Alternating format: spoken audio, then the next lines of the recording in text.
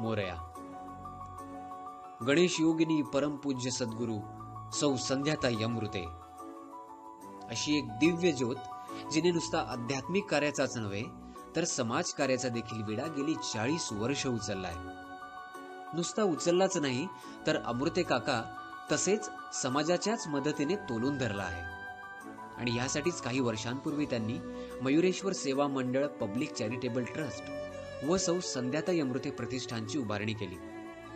या दोनही मंडळांनी अखंडपणे अनेक सामाजिक कार्याच्या धुरा पूजनीय ताई आणि अमृते काकांच्या मार्गदर्शनाखाली उचलल्या.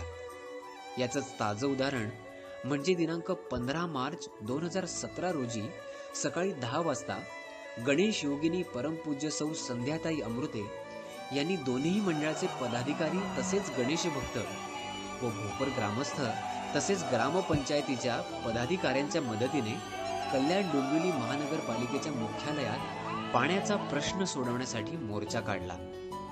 या मोर्चाचं प्रतिनिधित्व केवळ मंदिर अथवा भोपर गावचा प्रश्न सोडवण्यासाठी नव्हे तर कल्याण डोंबिवली परिसरातील तब्बल 27 गावांच्या मदतीसाठी करण्यात आलं होतं. महाराष्ट्रात अत्यंत दयनीय आणि घृणास्पद गोष्ट आहे.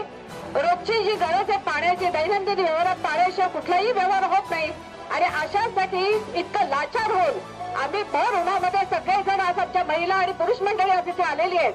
याची त्यांना अक्षरशः लाज वाटली पाहिजे आणि याचा निषेध आम्ही करत आहोत. आणि आज जर आमच्या मागण्या त्यांनी पूर्ण नाही केल्या तर 50 पटीने महिला गोळा करू.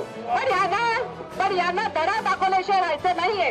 हे नुसतेच आपल्याला मोर्चा करण्यासाठी इथे एकत्र यायची गरजच नाहीये. सर्वांनी आपण एकत्र आलं पाहिजे. आज हा प्रश्न नुसता भोपरगावचा घराघरात हा प्रश्न निर्माण केलेला आहे. भोपरचे सगळे ग्रामस्थ मंडळ आज या पूर्ण सहभागी आणि याचा निषेध करण्यासाठी आज आम्ही महिला इथे आलेलो आहोत. आज खरोखर त्यांना शरम आणि लाज वाटत असेल तर त्यांनी आमच्या मागण्या पूर्ण केल्याच पाहिजे आणि मानवतावादी दृष्टिकोनातून त्या अधिकाराचा वापर करून वाटेल त्या परिस्थितीत ही जी आमची रोजची दैनंदिन गरज आहे ती त्यांनी भागवलीच पाहिजे. ज्यांनी आमच्या तोंडचं पाणी पळवलेलं आहे त्यांची गादी हलायला फारसा वेळ लागणार नाही. मोरया.